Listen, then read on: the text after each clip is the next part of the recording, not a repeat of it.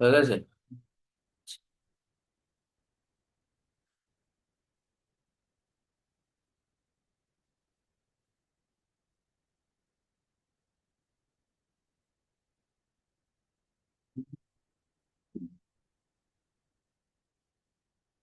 তা কি বললাম যে আমি যে কোনো স্টেটে গিয়ে আমি সার্ভিস দিই বা আমি সার্ভিস নিই, সার্ভিসের উপরে 18%, 28% যাই হোক না কেন, জিএসটি তে বিল করে দিলাম, ঝামেলা মিটে গেল। কাস্টমার আমাকে পয়সা দিয়ে দিল, বিল করলাম, আমার লোক গিয়ে বিল করে দিয়ে এলো, কাজ করে দিয়ে এলো, চলে গেল, হয়ে গেল সব।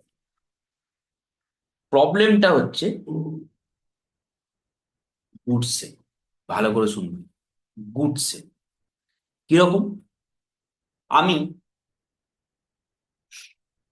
আমার ভেন্ডার ভেন্ডার একটা জিনিস, ভেন্ডার আর কাস্টমার কিন্তু দুটো আলাদা জিনিস।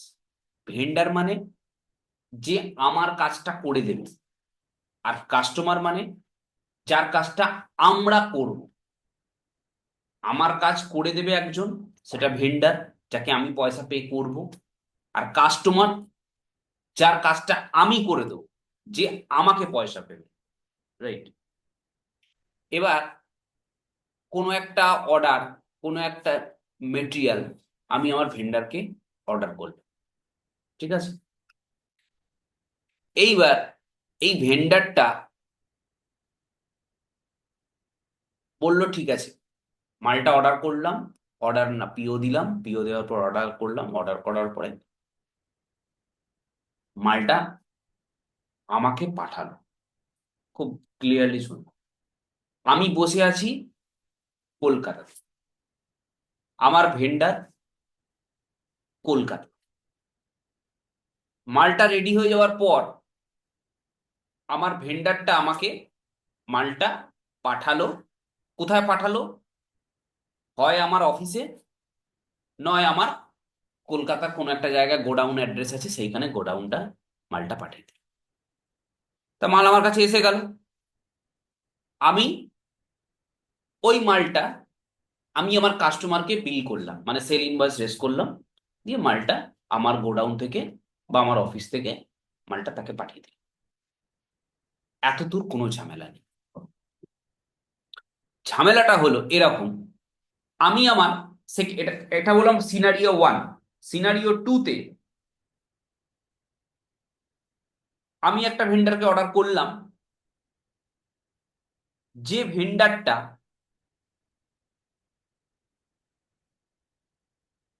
স্টেটের বাইরে কোনো একটা লোকেশনে আছে। সে ফর এক্সাম্পল, আমি কলকাতায় বসে আছি, আমার ভেন্ডার, এটা এটা না লিখলে বোঝা যাবে, ধরো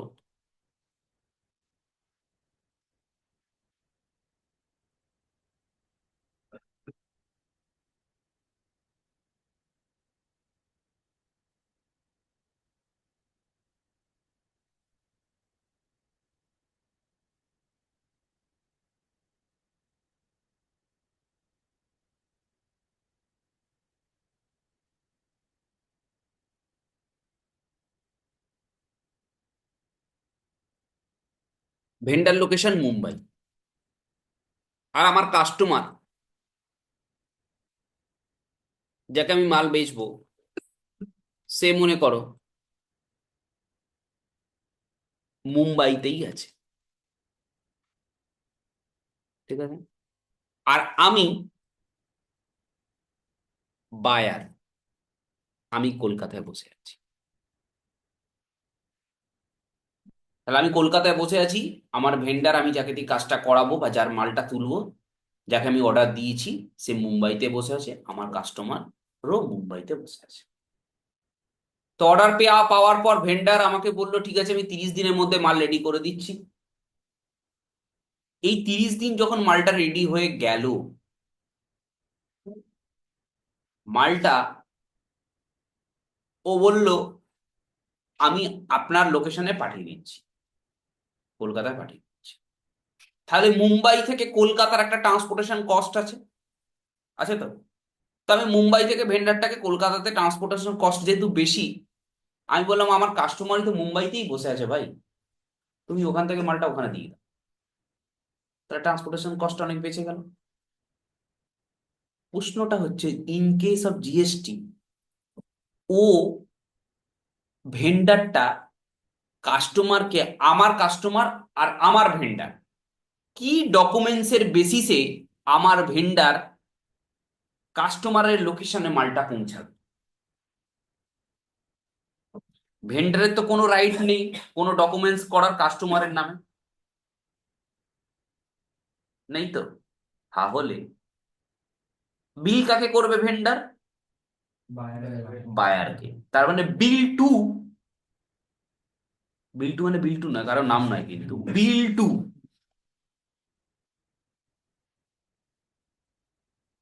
বিল টু এইরকম যখন হয়, জিএসটি তে একটা কনসেপ্ট আছে, বিল টু আর শিপ টু। মুম্বাইয়ের ভেন্ডারটা বিল করবে কাকে? কলকাতাকে করলো। আর শিপ করবে কাকে? শিপ মানে যেখানে পৌঁছাচ্ছে, কাস্টমারের অ্যাড্রেস, মুম্বাইতে যাবে। তার মানে আমার বিলে আমি যে ওর কাছ থেকে যে বিলটা পাবো, বিল to R sheep two. Sir বিল তো আপনাকে করলো, বিলের মধ্যে লিখলো বিল কলকাতা, অ্যাড্রেস দিল আপনার, আর শিপ বললেন মুম্বাইয়ের অ্যাড্রেসে দিন। তাহলে ভেন্ডারটার কাছে ধরুন আপনি যে অর্ডারটা দিয়েছিলেন মালটার দাম 100 টাকা দিয়েছিলেন তো? আপনি, ভেন্ডার আপনাকে, কাস্টমারকে আপনি মাল বেচবেন মনে করুন 100 টাকার মালটা 150 টাকায়, ঠিক আছে? তাহলে এই যে বিল টু আর শিপ টু পড়লো, এই যে বিল টু শিপ টুর যে রেটটা, বিল টু শিপ টু রেট মানে 100 টাকার রেট হবে। হ্যাঁ, তাহলে এই 100 টাকার বিলটা আপনাকে পাঠালো, শিপ বলেছে, তার মানে এই যে মালটা ভেন্ডার লোকেশন থেকে মুম্বাইয়ের লোকেশনে পাঠালো, তাহলে কাস্টমার তো আপনার 100 টাকার রেটটা জেনে গেল, যে আপনি 100 টাকা মালটা কিনে 150 টাকা মালটা বেচে, তাই না? আপনি তো রেটটা ডিসক্লোজ করে ফেললেন, আপনি 100 টাকার ওর কাছ থেকে কিনছেন, ও এগুলো 150 টাকা বিক্রি করছেন, কারণ বিল করছেন আপনাকে, শিপ করছে ওই লোকেশনে, তার তো একটা ডকুমেন্টস দেবে, শিপের একটা ডকুমেন্টস দেবে। এইখানে খেলাটা, জিএসটি তে বলছে ভেন্ডার শুধু তোমাকে বিল দেবে, এবং ওই বিলের মধ্যেই বিল টু আর শিপ টু লেখা থাকবে। কিন্তু যখন ভেন্ডার কাস্টমারের লোকেশনে মালটা পৌঁছাবে, কাস্টমারের লোকেশনে মালটা পৌঁছাবে, তখন কি ডকুমেন্টসে পৌঁছাবে? বিল তো আপনাকে করবে টাকা পাওয়ার জন্য, কিন্তু আপনার লোকেশনে, কাস্টমারের লোকেশনে যখন পৌঁছাবে তখন কোন ডকুমেন্টসে মালটা পৌঁছাবে? কাস্টমারের লোকেশনে যখন মালটা পৌঁছাবে, তার আগে আমি আমার কাস্টমারকে একটা বিল রেজ করব, যেখানে থাকবে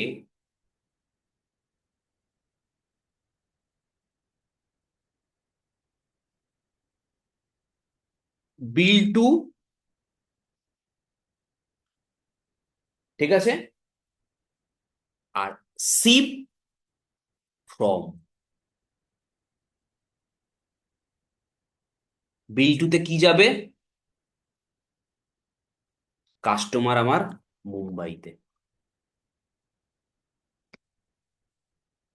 কাস্টমার হচ্ছে মুম্বাই, ঠিক আছে। আর শিপ ফর্মে, এটা আমি রেস করছি, শিপ ফর্মে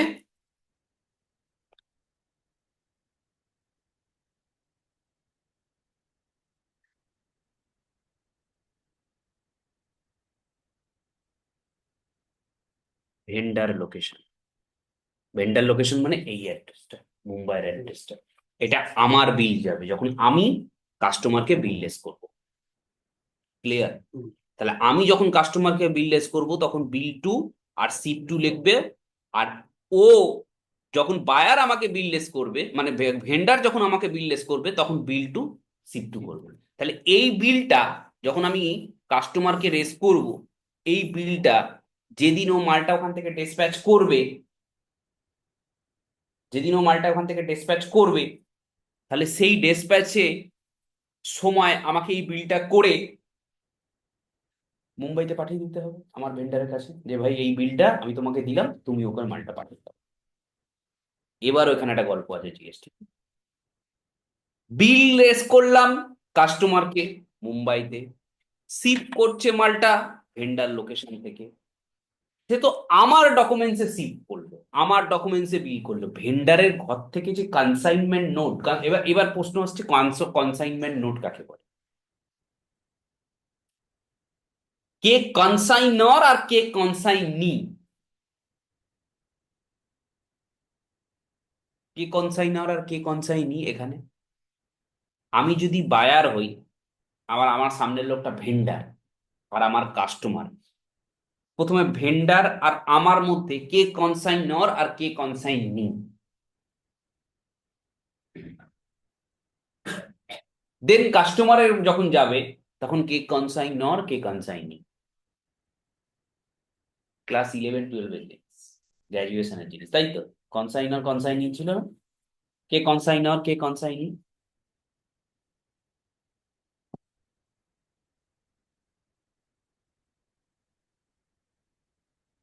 বলো না। Vendor consignor sir, customer consignee sir, buyer consignor. কেন জিজ্ঞেস করি? এটা তো জিজ্ঞেস তো করবে কি? কনসাইন হচ্ছে এটা। কি এইটা একটা কি? ভেন্ডার লাকি কনসাইন। কেন কেন সেটা? ভেন্ডার কনসাইনর, ঠিক আছে, আর আমি কনসাইনি, ঠিক তো? 100%ই? তুমি কনফিডেন্ট আছে তো? হ্যাঁ, তাহলে কেন? কারণ হচ্ছে কনসাইন নরমালি হচ্ছে প্রেরক, মানে যে মানে যে দেয়, প্রেরক মানে? মানে প্রোডাক্টটাকে যে মানে প্রোডাক্টটাকে কাউকে দেবে সেটা আপনার। কনসাইনর মানে হচ্ছে হু সেন্ড দা ডকুমেন্টস, সরি, হু সেন্ড দা মেটেরিয়াল। যে সেন্ড মালটা পাঠাচ্ছে সে হচ্ছে কনসাইনর, আর ওই মালটা যে রিসিভ করছে সে হচ্ছে কনসাইনি। ক্লিয়ার? সেম থিং, যখন আমি আমার কাস্টমারকে মাল লেস করছি, বিল লেস করছি, তাহলে আমি কনসাইনর আর আমার কাস্টমার হচ্ছে কনসাইনি। এবার এই যে বিলটা ভেন্ডারের লোকেশন থেকে মুম্বাইয়ের লোকেশনে এলো, মানে ভেন্ডারে আমি যে বিলটা রেস করলাম আমার কাস্টমারকে, আর এই একটা কপি ভেন্ডারকে দিলাম, তাহলে কি এই ডকুমেন্টসেই ও মালটা ভেন্ডার কাস্টমারের লোকেশনে মাল পৌঁছাতে পারবে? আমার ডকুমেন্টসে যেহেতু আমি লিখে দিয়েছি বিল টু আর সিপ ফ্রম ভেন্ডার লোকেশন, না, ও পারবে না। এই যে সেকেন্ড যে বিলটা, এই যে সেকেন্ড বিল, এটা তো আমার বিল, 2 নম্বর বিলটা তো আমার বিল, আর 1 নম্বরটা কার বিল? 1 নম্বরটা হচ্ছে ভেন্ডারের বিল। তো 1 নম্বরটা যখন ভেন্ডারের বিল, 1 নম্বরটা ঠিক আছে, 1 নম্বর তো বিল করছে আমাকে, ভেন্ডার বলছে ওখানে মাল পাঠিয়ে দেবো, বিলে ঠিক আছে। আমি ওকে বিল করলাম, বললাম ভাই আমার মালটা, তোমার মালটা মুম্বাই থেকে উঠছে, তুমি আমাকে পয়সা দাও। ওকে, বিল ঠিক আছে, বিল নিয়ে কোনো অসুবিধা নেই। তাহলে ভেন্ডার কি এই শুধু বিলের বেসিসেই কাস্টমারের কাছে মাল পাঠিয়ে দেবে? ভেন্ডারকে কিছু করতে হবে না? রাস্তা দিয়ে যে মালটা যাবে, আমি ধরে নিলাম মুম্বাইয়ের মধ্যে, মুম্বাই যদি মুম্বাই না হয় এটা কর্ণাটক আর মুম্বাই হতো, তাহলে কি হতো? কি বেসিসে, কোন ডকুমেন্টসের বেসিসে? যদি তুমি বলো আমার ডকুমেন্টস, আমি যে ইনভয়েসটা দিচ্ছি ওই ডকুমেন্ট বেসিসেই চলে যাবে, তাহলে কি কোনো রাস্তাঘাটে পুলিশ ধরলে কিছু ঝামেলা করবে না? গাড়ির ডকুমেন্টস লাগে। গাড়ি, গাড়ির ডকুমেন্টস এর পরে প্রশ্ন আসছে, ওই জন্য কনসাইনার কনসাইনি ব্যাপারটা আলোচনা করে নিলাম, ওর পরেরটা আমি বলছি।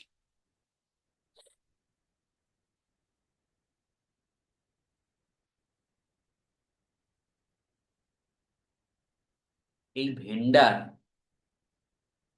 একটা ডেলিভারি চালান ইস্যু করবে কাস্টমারের লোকেশন। এই কাস্টমারের লোকেশনে যখন ডেলিভারি চালান রেসটা করবে, আমার যা যা মেটেরিয়াল আমি অর্ডার দিয়েছি এবং ও যা যা মেটেরিয়াল ওই ওখানে পৌঁছাচ্ছে, ওই ডেলিভারি চালানে মেনশন থাকবে উইথ আমার ইনভয়েস। তাহলে প্রুভ করতে পারবে যে হ্যাঁ এইটার পার্টি, এইটার এই মেটেরিয়ালটার অরিজিনাল প্রিন্সিপাল বায়ার হচ্ছে কলকাতা, যার ইনস্ট্রাকশনে, ইনস্ট্রাকশন মানে আমার ইনভয়েস, এই ইনভয়েসে আমি আমার লোকেশন থেকে মালটা ডেলিভারি চালান থ্রু ওর লোকেশনে পৌঁছাচ্ছি। এটা নট ভেন্ডারের লোকেশন থেকে যখন কাস্টমারের লোকেশন আসছে, ডেলিভারি ইনভয়েস কেন করলো না? কারণ ভেন্ডার কাস্টমারকে সেল করছে না, আমার কাস্টমারকে আমার ভেন্ডার সেল করছে না, সেল করছি আমি। তাহলে ভেন্ডারের লোকেশন থেকে যখন কাস্টমারের লোকেশনে, মানে আমার কাস্টমারের লোকেশনে আছে, ডেলিভারি চালান করছি। ডেলিভারি চালান মানে হচ্ছে FIM মেটেরিয়াল, মানে হচ্ছে free issue material, it's not for sale. আমার ভেন্ডার আমার কাস্টমারকে মাল সেল করতে পারে না, ঠিক? তাহলে ভেন্ডার যখন কাস্টমারের লোকেশনে মালটা পাঠাবে, আমার রেটটা, আমি কি রেটে মালটা বেচছি সেটা আমার ভেন্ডার জানলে অসুবিধা নেই, কিন্তু আমার কাস্টমার যদি জেনে যায় আমি ভেন্ডারের কাছ থেকে কি রেটে মালটা কিনছি, তাহলে কিন্তু অসুবিধা আছে। তাহলে আমি যখন এই যে বিলটা, সেকেন্ড বিলটা করে আমি যখন ভেন্ডারকে দিচ্ছি, অসুবিধা নেই, কারণ আমি 150 টাকা করে মালটা দিয়ে পাঠাচ্ছি। তাতে আমার ভেন্ডারের কাছ থেকে কত টাকা কিনছি আমার কিচ্ছু যায় আসে না। কিন্তু ভেন্ডারের কাছ থেকে যে 100 টাকার মালটা আমি যে 150 টাকায় কাস্টমারকে বিক্রি করছি, সেটা কিন্তু কাস্টমারের জানলে যাওয়া হবে আমি যে মালটা 100 টাকায় কিনে তোমাকে 150 টাকায় বিক্রি করছি। সেই কারণের জন্য ভেন্ডার ওই যে ডেলিভারি চালানটা যখন দেবে, ওর কস্ট প্রাইস, প্রথম কথা হচ্ছে ডেলিভারি চালানের মধ্যে শুধু প্রোডাক্ট আর প্রোডাক্টের কোয়ান্টিটি থাকবে, প্রোডাক্টের রেট থাকবে না। বিশ্বের চালান, not valuable items, not GST item, শুধু চালান থাকবে। চালানে শুধু প্রোডাক্ট আর তার কোয়ান্টিটি, এই প্রোডাক্টে 2 পিস, এই প্রোডাক্টে 4 পিস, এই প্রোডাক্টে 6 পিস, এরকম করে একটা ডেলিভারি চালান ইস্যু। ঠিক আছে? কোথাও ডাউট? কোনো ডাউট নেই তো? আচ্ছা, হ্যাঁ, আচ্ছা আচ্ছা, বলো বলো বলো। লাস্ট একটু আমি বুঝলাম না, একটু একবার বলবো। যদি ভেন্ডারের লোকেশনে, এই যে আমি ভেন্ডারের কাছ থেকে মালটা 100 টাকায় কিনে কাস্টমারের লোকেশনে 150 টাকায় বিক্রি করছি, তাহলে কাস্টমার যদি আমার জানতে পারে যে আমি 100 টাকায় মালটা কিনে 150 টাকায় বিক্রি করছি, এখানে অসুবিধা আছে? আছে না নেই? অসুবিধা আছে, কার অসুবিধা? বুঝতে পারলাম, আপনি সেটা কাস্টমার আমি বলছেন। 100 টাকায় মালটা কিনছি, হ্যাঁ, ওর কাছ থেকে 100 টাকা, তুমি ওর বাড়ি চেনো, ওর কাছ থেকে 100 টাকা কিনে তোমার বাড়িতে 150 টাকা মালটা কিনছি, তোমার কাছে 150 টাকা মালটা বেচে আমি 150 টাকা নিয়ে নিচ্ছি। অসুবিধা কার? তোমার বাড়ির পাশের বিল্ডিংটা ওর বাড়ি, আর আমি বসে আছি হাওড়ায়। আমি জয়দেব বললাম 100 টাকা মালটা তোমার কাছে কিনবো, কিনে নিলাম, আর জয়দেব বললাম ওর বাড়ির পাশে, তোমার পাশের লোকটাকে মালটা দিয়ে দাও। তুমি ওকে বললাম 150 টাকা আমাকে দিয়ে দেবে, আমি বসে আছি হাওড়ায়। কার অসুবিধা? আপনার কার অসুবিধা? আমার তো অসুবিধাই, কারণ আমার ব্যবসা হবে না। আর কার অসুবিধা? তোমার অসুবিধা নেই? হ্যাঁ, তেইশের অসুবিধা? সেটা পাশের বাড়ির লোকটার কাছ থেকে 100 টাকা মালটা আমার বাড়িতে পৌঁছে দিচ্ছে 150 টাকা, আমি কেন 50 টাকা ওকে বেশি দিতে সেটাই যাবো? বলছি। অসুবিধা তো। সেটাই তো আমি তাহলে এটা জানতে জানার চাইছি। দরকার নেই তো? না, সেটাই। তাহলে আমি কি করবো? আমার ব্যবসার ঘাটতি, লস না হওয়ার জন্য আমি তোমাকে রেট জানতে দেবো না। আমি ওর থেকে মালটা কিনছি না ওর থেকে মালটা কিনছি, কার থেকে মালটা কিনছি, যার থেকে মালটা কিনছি, রেটটা তোমাকে জানাতে যাবে। ঠিক আছে? সেই জন্য ও তোমাকে যে মালটা পৌঁছাবে শুধু ডেলিভারি চালানে কোয়ান্টিটিটা দেবে, কোনো রেট ফেট দেবে না। আমি তোমাকে ইনভয়েস দেবো যেখান থেকে 150 টাকা করে বিল করবো, আর ও আমাকে একটা বিজনেস দেবে 100 টাকা করে, ডাইরেক্ট আমাকে বিল করবে। ঠিক আছে? আর ও যে আমাকে ইনভয়েসটা দেবে 100 টাকা করে, সিটটা তোমার ওখানেই অ্যাড্রেসে দেখাবে, তোমার অ্যাড্রেসে সিট দেখাবে, কিন্তু ওই ইনভয়েসের কপিটা তুমি পাবে না। ক্লিয়ার? কোনো ডাউট আছে? এবার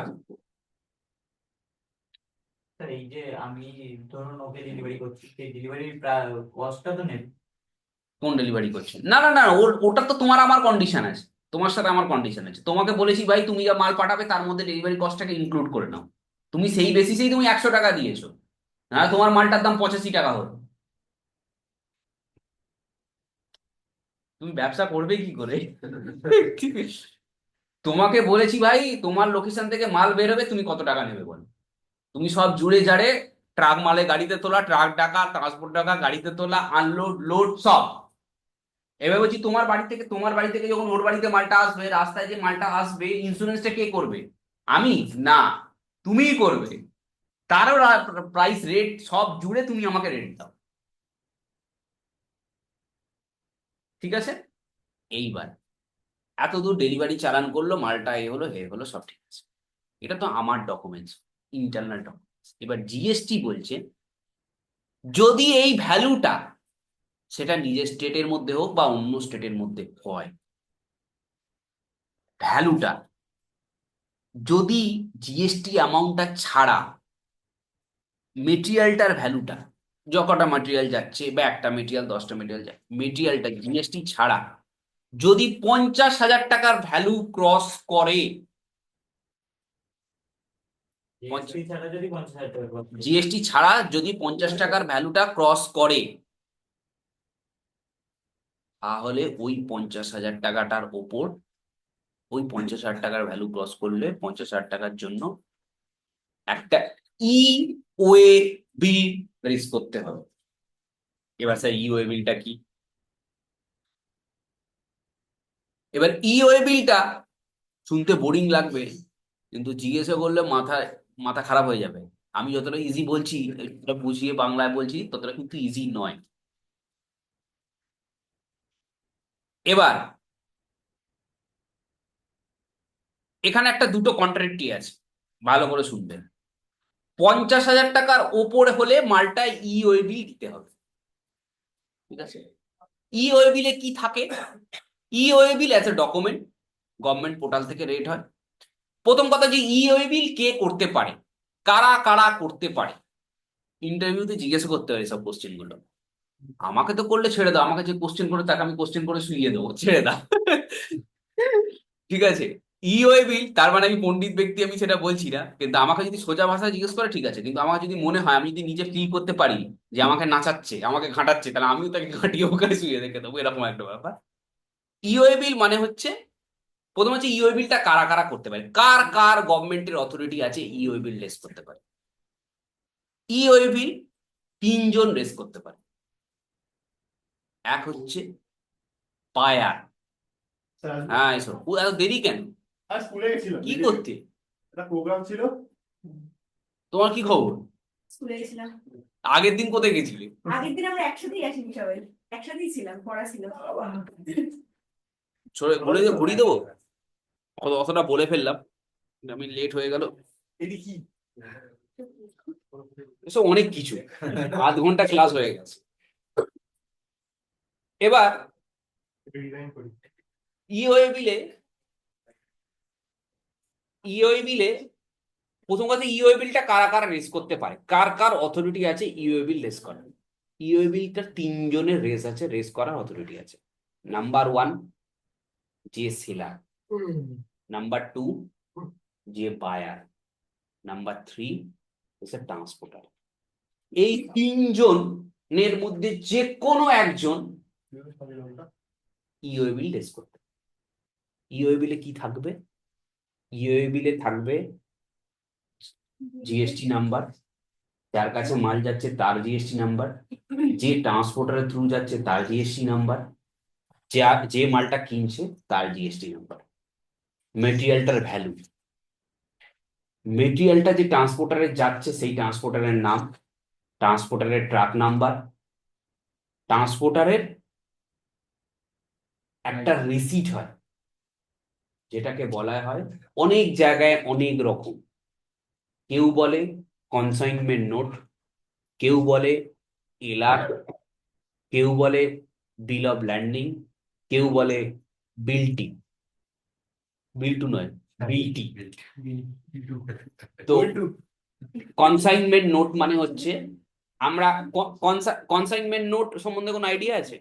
চাকরি করা লোকেদের জিজ্ঞাসা করছি, কনসাইনমেন্ট নোট কোন সম্বন্ধে আইডিয়া আছে? যেটা আপনার মেটেরিয়ালসে কত মেটেরিয়াল যাচ্ছে বা কোথা থেকে কোথায় যাচ্ছে, আর ড্রাইভারের নাম্বার, ফোন নাম্বার, মানে এটা হচ্ছে আপনার একটা উদাহরণ দিয়ে বলো, মানে কনসাইনমেন্ট নোট তুমি চোখে দেখেছো? হ্যাঁ, হ্যাঁ, কিরকম বলো? বিলটিটা দেখেছি আমি। হ্যাঁ, বিলটা, বিলটি বিলটি, যেটা বিলটি সেটাই কনসাইনমেন্ট নোট, সেটাই বিলটি। মানে কি? বিলটি মানে একটা এরকম কপি থাকে, যে কপিটার মধ্যে কোথা থেকে মালটা কোথায় যাচ্ছে, কোন গাড়িতে যাচ্ছে, গাড়ির নাম্বারটা কি, কি ট্রাক যাচ্ছে, ট্রাকটা কি, মানে এমনি ট্রাক নাকি ট্রেলার আছে, সেই সমস্ত জিনিস, এবং তার মধ্যে একটা নাম্বার থাকে। এইটাকে বলা হয় কনসাইনমেন্ট নোট, এইটাকে বলা হয় লরি রিসিট মানে এলআর কপি, এইটাকে বলা হয় বিলটি কপি। এই তিনটে ওই ইওএ বিলের মধ্যে ওই এলআর এর নাম্বারটা মেনশন করা থাকবে। তাহলে ইওএ বিলে, তাহলে তোমার ইনভয়েসের সাথে কি কি থাকছে? একটা ইনভয়েস, একটা এলআর কপি, একটা ইওএ বিল কপি। ঠিক আছে, আর একটা জিনিস থাকে, সেটা হচ্ছে ডিপেন্ড অন তোমার বিজনেসের টার্নওভার।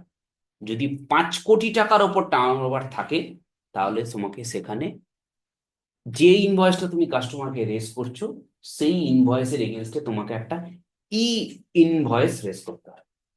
ই ইনভয়েস রেজ করতে হয়। ই ইনভয়েসের প্রসঙ্গটা পরে আসছে। তাহলে ইওএ বিল কারা রেজ করতে পারে? 3 জন রেজ করতে পারে। 50,000 টাকার উপরে মালটা হলে রেজ করতে পারে। নিজে স্টেট হলো রেজ করবে, অন্য স্টেট হলো মালটা রেজিস্টার ইওএ বিল রেজ করবে। আর কনসাইনমেন্ট মোড, যেখানে কনসাইনমেন্ট নোটটা দিচ্ছে সেই কনসাইনমেন্ট নোটটা আবার দেবে। এবার প্রশ্নটা একটু অন্যরকম, যে স্যার আমার রেজিস্ট্রেশন কলকাতায় আছে, মুম্বাইতে নেই, আমার ভেন্ডার আছে মুম্বাইতে, আমি ইনভয়েসে লিখছি বিল টু কাস্টমারের নাম শিপ ফ্রম মুম্বাই, লিখছি তো? তাহলে মুম্বাইতে আমার রেজিস্ট্রেশন নেই। তাহলে মুম্বাইতে যদি আমার রেজিস্ট্রেশন না থাকে তাহলে আমি কি মুম্বাই থেকে মালটা মুভ করাতে পারবো? স্যার ভেন্ডারের লোকেশন থেকে করাচ্ছি, অসুবিধা তো কিছু নেই, ভেন্ডারের জিএসটি, আমি তোর থেকে মাল কিনছি, ভেন্ডারের লোকেশন থেকে মালটা কিনছি, তা কি মালটা মুভ করাতে পারবো? হ্যাঁ পারবো। কিন্তু সেখানে ভেন্ডারের শুধু অ্যাড্রেসটা দেয়া যাবে, ভেন্ডারের নামটা দেয়া যাবে না। কারণ ভেন্ডারের নামটা দিলে ওই যে ভ্যালুটা ভেন্ডারের লোকেশন থেকে কাস্টমারের লোকেশনে যাচ্ছে, অথচ তোমার মাল, কি করে জিএসটি বুঝবে যে ওটা তোমারই মাল যাচ্ছে নাকি ও ফ্রি ইস্যু মালটা সরিয়ে দিচ্ছে ওখান থেকে, ওখানে দিয়ে ক্যাশ টাকা নিয়ে নিচ্ছে?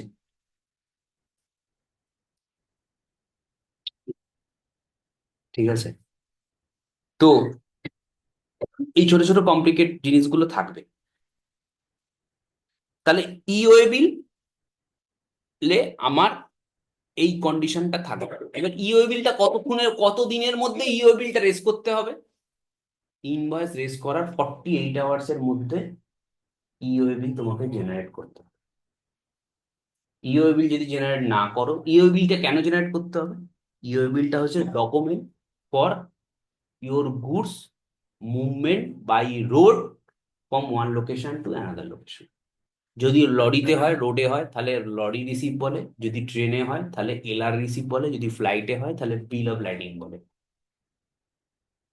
এই ডকুমেন্টসটা থাকতে হবে। এই ডকুমেন্টসটা থাকলে তোমার মেটেরিয়াল সেফলি যাচ্ছে। আর একটা জিনিস থাকতে হয় পলিসির মধ্যে বা তোমার ইনভয়েসের মধ্যে, সেটা হচ্ছে ইন্স্যুরেন্স পলিসি নাম্বার। এবার ইন্স্যুরেন্স পলিসি নাম্বারটা দুজন করে, এবং দুজন করার মধ্যে সেটা তোমার বায়ারও করতে পারে, মানে যে তুমি যে মালটা কিনছে সেও করতে পারে, যে সেলার সেও মালটা করতে পারে। এবার ইন্স্যুরেন্স পলিসির মধ্যে ঢুকলে আরো আর একটা জিনিস আছে, সেটাও বলবো পরে। তো এইটা হচ্ছে ইওএ বিল। ইওএ বিলের মধ্যে আমার যদি ডেলিভারি চালানোর ক্ষেত্রেও কিন্তু ইওএ বিল হবে। ফ্রি ইস্যু করছি, ভ্যালু নেই, কোনো সেল করছি না, ফ্রি ইস্যু মালটা করছি, তাহলেও কিন্তু ইওএ বিল হবে। এবার তো এটা মোটামুটি বোঝা গেল। এবার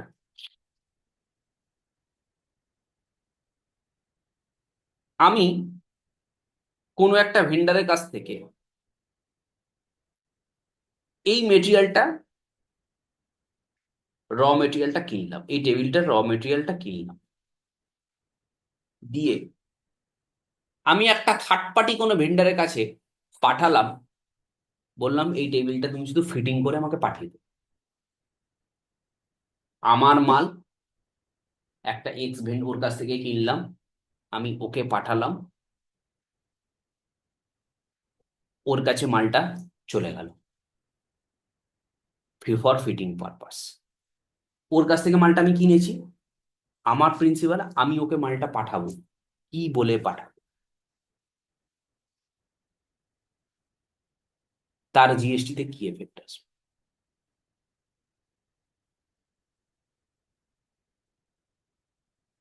বা আমি পুরো র মেটেরিয়ালটা কিনলাম, বললাম এই সানমাইকাটা শুধু বসিয়ে দিতে, আমি যতগুলো কোয়ান্টিটি তোমার কাছে পাঠাবো তুমি শুধু সানমাইকাটা বসিয়ে ছেড়ে দাও।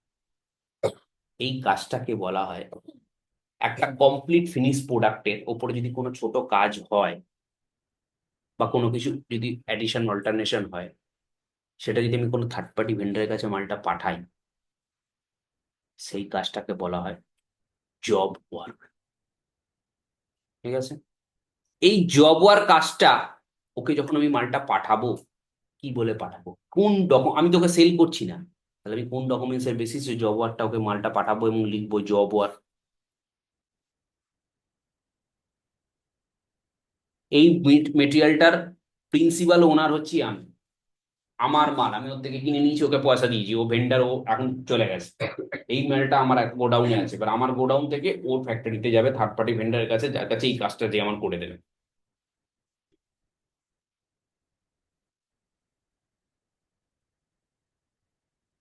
আমি একটা ডেলিভারি চালান ইস্যু করবো, তাকে ইস্যু করবো, ওকে ইস্যু করবো, করে ওই মেটেরিয়াল গুলো সব ওখানে মেনশন করবো। কিন্তু পয়েন্ট এখানে একটা আছে, যে ডেলিভারি চালানটা ইস্যু করার আগে ওকে যে আমি অর্ডারটা দিচ্ছি তার কি এভিডেন্স আছে? আমি বলছি, এরকমও তো হতে পারে যে আমি বলছি ডেলিভারি চালান জবটা করার জন্য, আর ওকে বলছি তুমি মালটা কিনে নাও, ক্যাশ টাকা আমাকে দিয়ে দাও, জিএসটি কি করে বুঝবে? তো আমাকে একটা ওকে পিওর এস করতে হবে, যে পিওর মধ্যে পরিষ্কার ভাবে লেখা থাকবে যে এটা জব ওয়ার্কের জন্য আমার মাল আমি ওকে পাঠাচ্ছি, এই রেট এই বৃত্তান্ত। যে পিওটা দেখে জিএসটি প্রুভ করতে পারবে হ্যাঁ এটা pre issue material for job work purpose ওর কাছ থেকে যাচ্ছে, and material has to be returnable. এবার সেটাও এখানে আবার একটা লিমিট বেঁধে দিয়েছে জিএসটি, কত দিনের মধ্যে মালটা রিটার্ন করে দেবো। ওকে পাঠালাম, ও স্যার বলছে বানাচ্ছি, বানাচ্ছি। কতদিনের মধ্যে? ফ্রি ইস্যু মেটেরিয়াল, কোনো জিএসটি নেই, শুধু নাম অর্ডার আছে, কোয়ান্টিটি আছে, রেট আছে, আমি ওকে পাঠিয়ে দিলাম। তাহলে কি বেসিসে আমি বুঝবো যে আমার মালটা মানে ওর কাছ থেকে আমি মালটা যে পাবো, বা আমি যে ওকে মালটা সেল করলাম ওর উপর তো জিএসটি নিয়ে লিখে দিয়েছি জব আর ফ্রি ইস্যু মেটেরিয়াল। জিএসটিতে একটা টাইম লিমিট আছে, যে ওর কাছে ও আমাকে ফেরত দিতে হবে। কত? যদি না ফেরত দেয় ওই টাইম লিমিটের মধ্যে, তাহলে ওই মেটেরিয়ালের উপর যে জিএসটি আছে সেটা আমার লাইবিলিটি আসবে অ্যাজ এ গভর্নমেন্টকে পে করা, যদি ও আমাকে না ফেরত দিতে পারে ওই টাইম লিমিটের মধ্যে কাজটা করে। সেটা কতদিন? আগে ছিল 180 ডেজ, এখন হয়ে গেছে 365 ডেজ। 365 ডেজ এর মধ্যে ওই মেটেরিয়ালটা ও আমাকে ফিনিশ করে মালটা ফেরত দেবে। যদি না দেয় তাহলে ওই প্রোডাক্টটাকে জিএসটি ধরে নেবে অ্যাজ এ সেল, তার উপর তোমাকে ট্যাক্স পে করতে হবে। ঠিক আছে? এবার বছরের শেষে অডিটের পয়েন্ট অফ ভিউ থেকে আসি। অডিটর বলবে আমাকে এসে, আপনি মাল কিনেছেন ওর থেকে, ওকে টাকা পাঠিয়ে দিয়েছেন, মালটা কোথায় গেল? বললাম স্যার আমি জব ওয়ার্কের জন্য ওর কাছে পাঠিয়েছি। ওর কাছে যে জব ওয়ার্কের জন্য গেল, যদি ও 31 মার্চের মধ্যে সারা মালটা না ফেরত দেবে এমন তো কোনো কথা নেই। ও কাজটা নাও কমপ্লিট করতে পারে, নাই হতে পারে, কাজটা অনগোয়িং থাকতে পারে। যদি ওই মালটা ওই 31 মার্চের মধ্যে যদি ফেরত না দেয়, তাহলে ও আমাকে একটা থার্ড পার্টি ভেন্ডার আমাকে একটা ওই প্রিন্সিপাল প্রোডাক্টের আমাকে একটা ব্যালেন্স কনফার্মেশন দেবে, যে হ্যাঁ your material kept under our our মানে আমার কাছে আছে আন্ডার প্রসেস বা আন্ডার জব ওয়ার্ক পারপাস, আমার কাছে ম্যাটেরিয়ালটা, তবে অডিটর মেনে নেবে যে হ্যাঁ আমার স্টক আমি থার্ড পার্টি ভেন্ডারের কাছে পাঠিয়েছি ফর জব ওয়ার্কের জন্য। এটা হচ্ছে স্ট্যাটিউটরি অডিটরের পার্ট। জিএসটির পার্ট বললাম 180 ডেজ, সেটা এখন 365 ডেজ এর মধ্যে মালটা রিটার্ন হচ্ছে। এবার মালটা ওখানে রেডি হয়ে গেল, ও আমাকে বলল স্যার আপনার মাল আমার রেডি হয়ে গেছে, এবার আপনি কি করবেন বলুন। আমি দুটো কন্ডিশনে বললাম, একটা কন্ডিশন হচ্ছে মালটা তুমি আমার কাছে পাঠিয়ে দাও আমার গোডাউনে দাও, আর আমি বললাম মালটা তোমার কাছে রেখে দাও, আমি যাকে বলবো তুমি তাকে পাঠিয়ে দেবে। তাহলে ও যদিও আমাকে পাঠিয়ে দিল তো চলে এলো আমার গোডাউনে, আমি এবার আমার কাস্টমারও আমি ওকে মাল বেশি দিলাম, সিম্পল ইনভয়েস করে আমার গোডাউন থেকে মুভমেন্টে শিপ ফর্ম দেখালাম আমার গোডাউন বা আমার অফিস। কিন্তু আমি যদি বলি ও মালটা ওখান থেকে পাঠাবে, তাহলে আমি কি রেস করব আর ও কি রেস করবে? সেম জিনিস। ও ও আবার ওর নামে একটা ডেলিভারি চালানে ইও বিল রেস করবে, আমি ওকে একটা ইনভয়েস করব যে কাস্টমার হচ্ছে টু শিপ ফ্রম ওর লোকেশন, আর ও একটা শিপ টু ও করবে delivery challan okay okay based on my tax invoice. Complicated না জিনিসটা? হ্যাঁ হ্যাঁ একটু বেশি, হুম একটু বেশি। খুব চাপের ব্যাপার। যদি ম্যানুফ্যাকচারিং কোম্পানিতে যদি চাকরি করতে যাও না, বুঝতে পারবে, যেখানে 25,000, 24,000, 30,000, 40,000 কোটি টাকা মান্থলি টার্নওভার হয়, মাসে 800, 900, 1000, 1200 ইনভয়েস প্রত্যেক দিন হয়। যার যে জিএসটি করে, সে শুধু জিএসটি করে 23,000, 24,000, 25,000 কোটি টাকা ট্যাক্স পেমেন্ট করে। আমি এরকম জায়গাও দেখে এসেছি। একটা ছেলে, একটা ডিপার্টমেন্টে 4জন আছে, ধরো ওরা 2জন আর তুমি ও আছো 4জন, এই 4জন শুধু জিএসটি নিয়ে কাজ করে। মান্থলি 23,000 কোটি টাকা শুধু ট্যাক্স পেমেন্ট হয়। আর বাকি ধরো 10-12 জন শুধু ইনভয়েসই করে, আর অন্য কিছু করে না। আর হ্যাঁ, পুরো এরকম ভাবে করে, তাহলে তুমি কি করে কি করবে?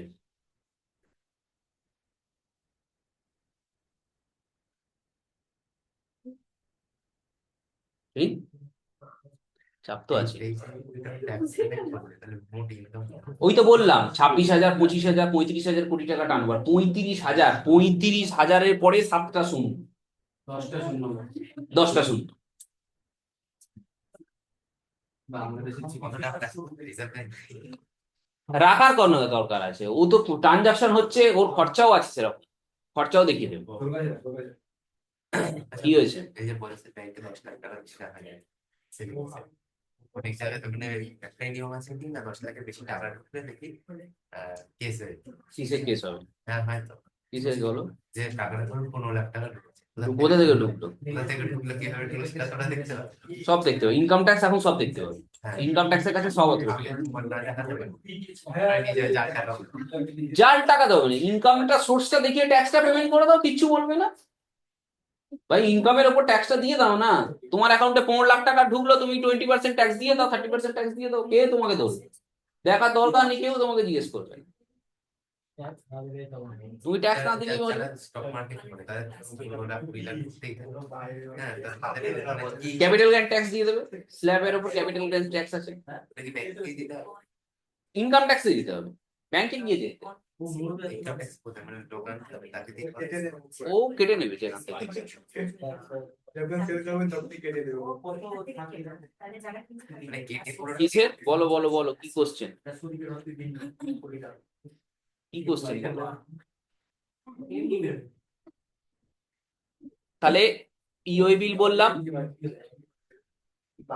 আর এ বললাম,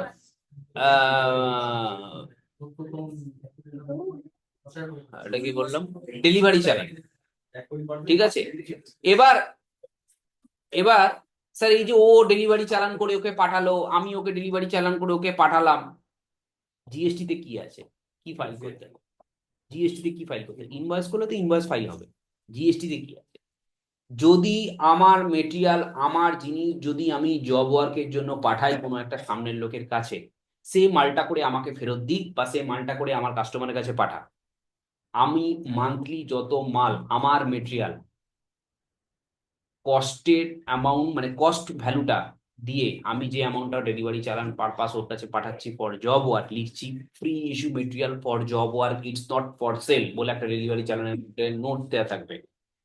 এই যতগুলো ডেলিভারি চালান হবে, আমাকে জিএসটি পোর্টালে GSTR 1 ফাইল করার সময় আমাকে ডেলিভারি চালান দেখাতে হবে।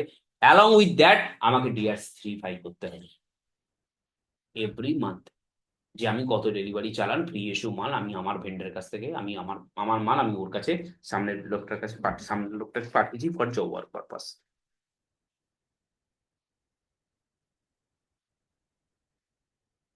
ক্লিয়ার? জানি না। ক্লিয়ার না ধরুন খানা ওঠা না হয় জিজ্ঞেস করলে একটা কথা তাই ঠিক আছে, কোথায় কি কমপ্লিকেশন আছে বলো? তুমি তো পরে লেটে ঢুকে তোমার কমপ্লিকেশন। বেশি হলে হবে। হ্যাঁ, তো এটা বললে না 50,000 বেশি হলে 49,999 হয়ে অবধি কোনো ইওই বিল দিতে হবে না, বাট 1 টাকা বাড়লে ইওই বিল দিতে হবে। আগে ছিল তোমার মাল তুমি বাইরের লোক বাইরের স্টেটে পাঠালে ইওই বিল দিতে হবে, এখন তোমার মাল তোমার জায়গায় পাঠালে ইওই বিল দিতে হবে। এতটা যদি ক্লিয়ার থাকে, এর পরেরটা আমি একটু বলবো, এখনো পুরো কমপ্লিট হয়নি ইওই বিল। কেন 50,000 নিচে হলে দিতে হবে না? না, তোমাকে ট্যালিতে যখন তুমি এন্ট্রি মারবে তুমি ভালো করে খেয়াল করে দেখবে যখন তুমি যখন চলে আসা অটোমেটিকলি ওটা ইয়েস হয়ে যাবে। হ্যাঁ 50,000 মানে বেস ভ্যালুটা যখনই 50,000 ওটা অটোমেটিকলি ইয়েস হয়ে যাবে।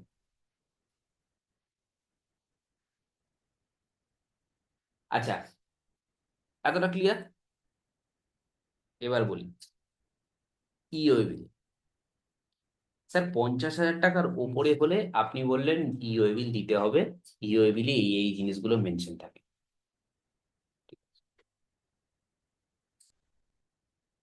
এখানে আর একটা কমপ্লিকেশন লেগেছে। স্যার ট্রান্সপোর্টে গেলে দিল মালটা, ট্রেনে গেলে মালটা দিল, হ্যাঁ কমপ্লিকেট আমি করি না, তোমাকে দিয়ে বইটা দিই না, তুমি বলে স্যার ছেড়ে দিন, আমার শেখার দরকার নেই। আমার আমার ফোনের স্ক্রিনশটটা তোমাকে আমি একদিন দেখাবো। তোমাকে যদি দিই বলে স্যার আমি আর দেখতে চাইনি, থাক, আমি ততক্ষণ একটু ফেসবুক ঘেটে আছি। আমার ফোনে যদি স্ক্রিনশটটা তোমাকে, মানে স্ক্রিনশট বলে একটা ফোল্ডার আছে, day to day day to day day to day date wise date wise date wise folder করে সব আলাদা আলাদা আলাদা করে লেখা আছে। তুমি পড়ে শেষ করতে পাঠিয়ে কি হবে তোমার ইজি, তুমি যতক্ষণ দুটো দেখবে তারপর 3 মিনিট বলে আমি ফেসবুক দেখছি। আচ্ছা, বলছে ইওএবিল তখনই হবে 50,000 টাকার মাল হলে যাবে, অন্য স্টেটে হলে যাবে, কিন্তু কিছু একটা কন্ডিশন আছে, ব্যতিক্রম আছে, যেখানে ইওএবিল হবে না। স্যার এমনিই তো বললেন হবে, আবার বলছেন হবে না। জিএসটি বলছে 50,000 টাকার মাল হলে নিজের স্টেট হোক অন্য স্টেট হোক হলে ইওএবিল হবে, কিন্তু সেটা যদি 10 কিলোমিটারের কম হয় তাহলে ইওএবিল হবে না। নাম্বার 2, যদি মালটা নন মোটর ভেহিকেলসে আসে তাহলে কিন্তু ইওএবিল হবে না। এটা মনে হয় আমি আগে বলেওছি। কিরকম নন মোটর ভেহিকেল? ওর বাড়ি থেকে ওর বাড়িতে এলো, হাতে করে নিয়ে চলে এলো, সাইকেল কেন, হাতে করে নিয়ে চলে এলো। ভ্যান মোটর ভ্যান হবে না। মোটর ভ্যান সেটা নাম্বার আছে, কি রেজিস্ট্রেশন আছে গভর্নমেন্টের, ইন্স্যুরেন্স হয়, এরকম যদি গাড়ি না থাকে, সেটা হলে হবে। ভ্যান তো এবার এইবার এবার এবার এবার ঘটনাটা হচ্ছে হ্যাঁ ভ্যানের যদি কোনো অনেক জায়গার ব্যাপার আছে, কিছু কিছু জায়গা আছে, কিছু কিছু জায়গা নেই। সাধারণ ভ্যান সাধারণ ভ্যানেরও নাম্বার হয়, লিগালি রিক্সারও নাম্বার হয়, তুমি কি জানো? এই যে মানে যে লোক রিক্সাটা প্যাটেল করে চালায়, পেছনে 3টে লোক বসে, 2টো লোক, ওই রিক্সাগুলোর কিন্তু নাম্বার হয়। লজিক্যালি কেন নাম্বার কেউ নেয় না, ওর নাম্বার থাকে। তারপর লাইসেন্স এখন তো টোটোর জামানা এসে নাম্বার ফাম্বার উঠে গেছে, এখন টোটোরও ব্যাটারি গাড়ি, টোটোরও নাম্বার হয়। তো এই যে 50,000 টাকার উপরে হলে নন মোটর ভেহিকেলসে যদি আসে, বাই হ্যান্ড যদি আসে, তাহলে ইওএবিল লাগবে না। স্যার যদি 5 লাখ টাকার মালটা আসে, 5 লাখ টাকার মালটা যদি হাতে করে নিয়ে আসা যায় তাহলে ইওএবিল লাগবে না। এমন তো কোনো কথা নেই যে 5 লাখ টাকার মানে 50 লাখ টাকার মাল মানে বিশাল বড় একটা মাল হবে, কোথাও লেখা নেই। 5 লাখ টাকার আইটেমও তো একটা একটা আইফোনের দাম যদি 1 লাখ টাকা হতে পারে, হাতে করে নিয়ে আসা যায়, তার 50টা আইটেম কিনলেই তো হয়ে গেল। তো ঘটনাটা এইরকম। তো সেখানে তো হাতে করে নিয়ে আসা যায়, একটা ব্যাগে করে নিয়ে আসা যায়, তোমার পিঠে ব্যাগে বোধহয় 50টা আইফোনের প্যাকেট ঢুকে যাবে, হবে তো? তো হেঁটে নিয়ে চলে আসবে, হ্যাঁ ঢুকে যাবে। আরে এখন তো, আরে আগেকার দিনে কি বাক্সগুলো এত বড় ছিল, চার্জার দিত, হেডফোন দিত, এই দিত, এখন তো কিছু না, এখন তো এইটুকু থিকনেস করছে। স্যামসাং এর ছোট আইফোনের ছোট স্যামসাং এর ছোট, স্যামসাং এখন চার্জার আলাদা করে কিনতে হয়। এটাই বলছি স্যামসাং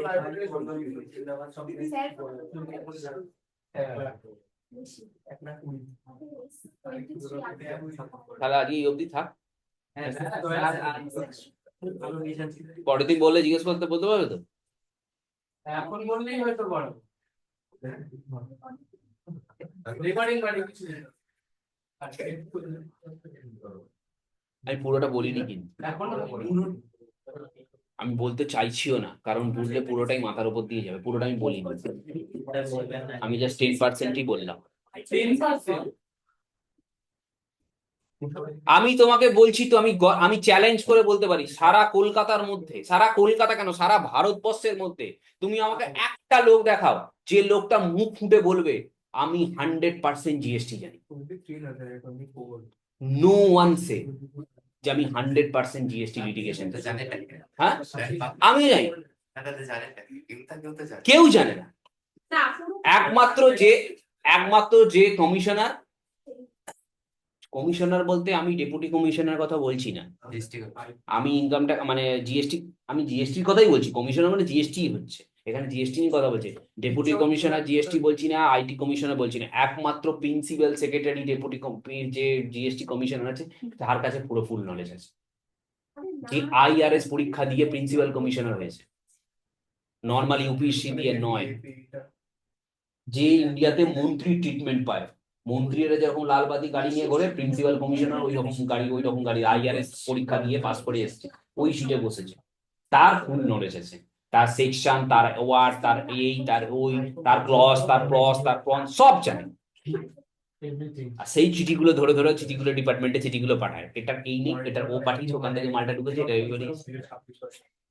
আর প্রত্যেকদিন চেঞ্জ হচ্ছে। এই যে বাজেট হবে ফেব্রুয়ারিতে, আবার চেঞ্জ হবে, কারণ একটা করে বাজেট হবে, মানে প্রাইম মিনিস্টার বাজেট প্রত্যেক বছর ডিক্লেয়ার করে, বাজেটটা হবে, আর এই গভর্নমেন্টের এই জিনিসগুলো চিন্তা হবে। তুমি জানো এই যে রাস্তার ধারে বাইক পার্কিং করে, করে তো, বাইক পার্কিং করে 20 টাকা, 30 টাকা, 40 টাকা করে বাইক পার্কিং এর জন্য নেয়, এদেরকে চিঠি পাঠিয়েছে জিএসটি ডিপার্টমেন্ট থেকে।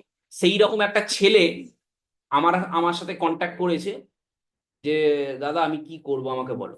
তার অফিস মানে সে অ্যাকচুয়ালি বাড়ি হচ্ছে তার বালিতে, ঠিক আছে, বালিতে বাড়ি, আর ডালাউসিতে যে অফিস পাড়া, ওই অফিস পাড়া যে ফুটপাতের দোকান, মানে ফুটপাতের উপরে বাইক পার্কিং করে, মানে ও ওইখান থেকে নিয়ে যায়, কলকাতা পুলিশকে একটা টাকা দিয়ে দেয়, আর বাকি টাকায়, আর এখনকার দিনে যারা অফিসে চাকরি করে তারা ম্যাক্সিমাম দিনই ফোন পেতে পেমেন্ট দেয়, ফোন পে, জিপে দেবেন, ওখানে সব টাকা ব্যাংক অ্যাকাউন্টে টাকা ঢুকেছে। এরকম একটা কেস ঘুষখাওয়ার সাথে ঘুষ খাওয়ার সাথে তো 40 লাখ টাকার কেস হয়েছে, সে তো মধ্যপ্রদেশে হয়েছে, এখানে হ্যাঁ সেটা তো মধ্যপ্রদেশে হয়েছে।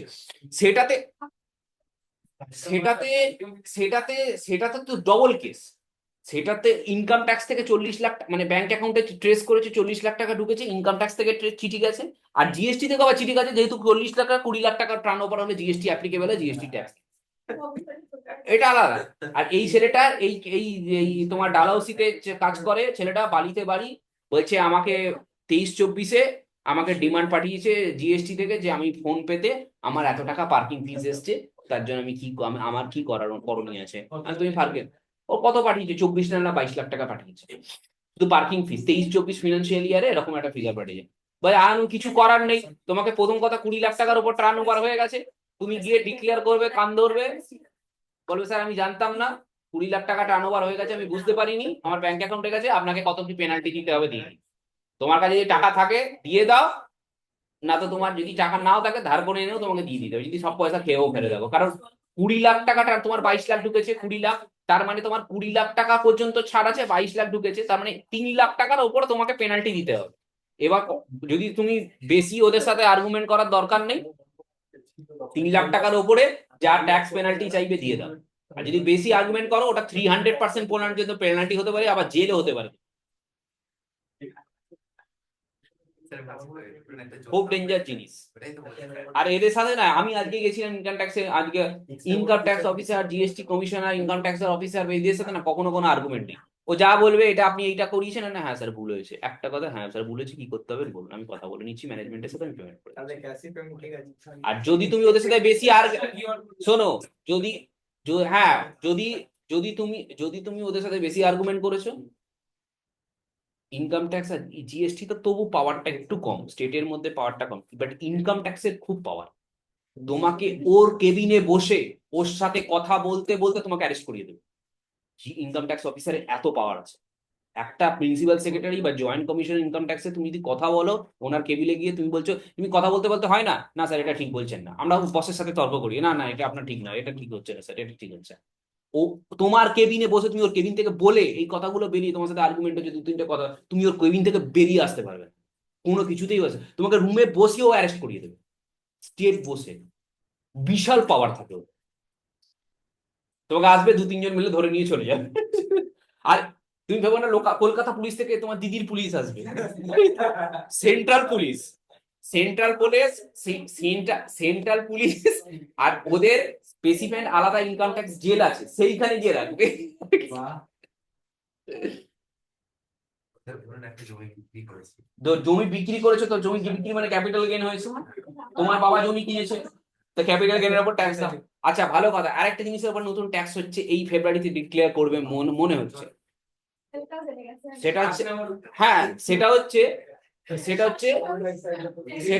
না না, সেটা হচ্ছে দানের ওপর ট্যাক্স, দানের ওপর দানের ওপর। হ্যাঁ ধরো আমি তোমাকে বলছি তোমার বাবা আছে, ঠিক আছে, তোমার দাদু আছে, ঠাকুমা আছে, সব ঠিক আছে। ধরো তোমাকে ভালোবেসে তোমাকে বললো ঠিক আছে, তোমার বাবার একটা বাড়ি আছে, তোমার দাদুর একটা আলাদা বাড়ি আছে, তোমার দাদু বললো ঠিক আছে আমার নাতিকে আমি এটা দান করে দিলাম, কোনো টাকা নিলাম না, দান করে দিলাম। ওই দানটা দিয়ে তোমার নাম ট্রান্সফার হয়ে গেল, রেজিস্ট্রি হয়ে গেল সবকিছু। ওই দানের উপর যা ভ্যালুয়েশন হবে, সেই ভ্যালুয়েশন ট্যাক্সটা ওই ফাইন্যান্সিয়াল ইয়ারে, যে ফাইন্যান্সিয়াল ইয়ারে তোমার নামটা ট্রান্সফার হলো তোমার নামে, দাদুর নাম থেকে তোমাকে ট্যাক্স পে করতে হবে, দ্যাট ইজ 30%। এটা ইমপ্লিমেন্ট হবে, আসছে। ক্যাপিটাল গেইন তো, ক্যাপিটাল গেইন সবই তো তোমার স্ল্যাবে 10% মিনিমাম, ম্যাক্সিমাম 30% ট্যাক্স আছে ক্যাপিটাল গেইন, মানে শেয়ার, ডিভিডেন্ড, এই সেই হাবি জাবি সব কিছু। আরে না হলে এই কন্যাশ্রী, মধুশ্রী, তনুশ্রী কি করে দেবে? হ্যাঁ? তাহলে বাবার দায়, বাবার দায়। দাদু দাদু দাদু চলে যাওয়ার পরে বাবার কাছে এলো, ওটা বাবার দায়। বাবা যদি তোমাকে দেয় তোমার দায়, যে পাবে তার দায়।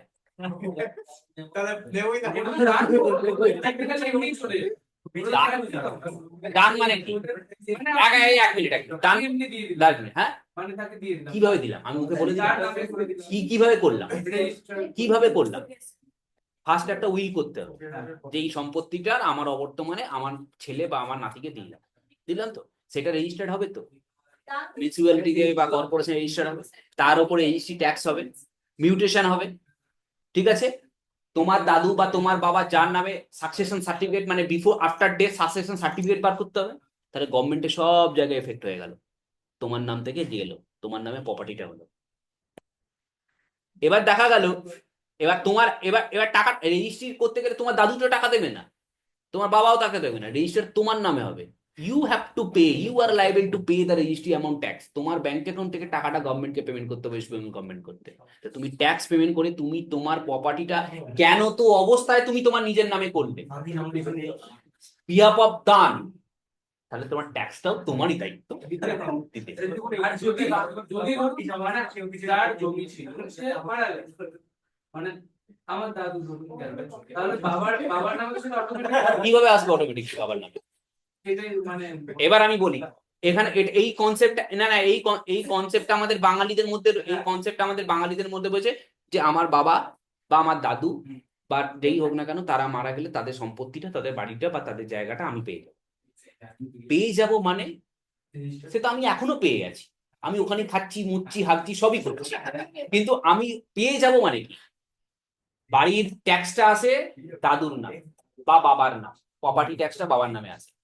এই প্রপার্টি ট্যাক্সটা যখন তোমার নামে হবে, বাবার অ্যাবসেন্সে বা দাদুর অ্যাবসেন্সে, তোমার নামে হতে গেলে তো ফার্স্ট হচ্ছে যার সম্পত্তি তার নামে, সে ডেথ হয়ে যাওয়ার পর তার কাছে তার ডেথ সার্টিফিকেটের সাকসেশন সার্টিফিকেট বার করতে হবে।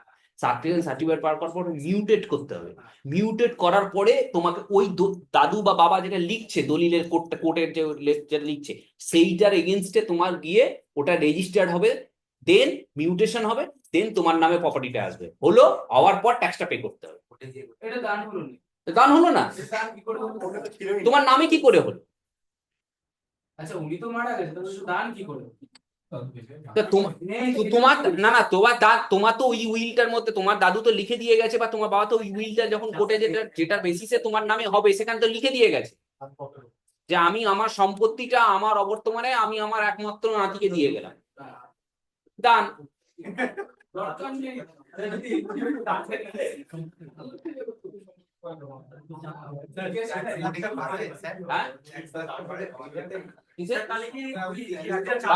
পারবে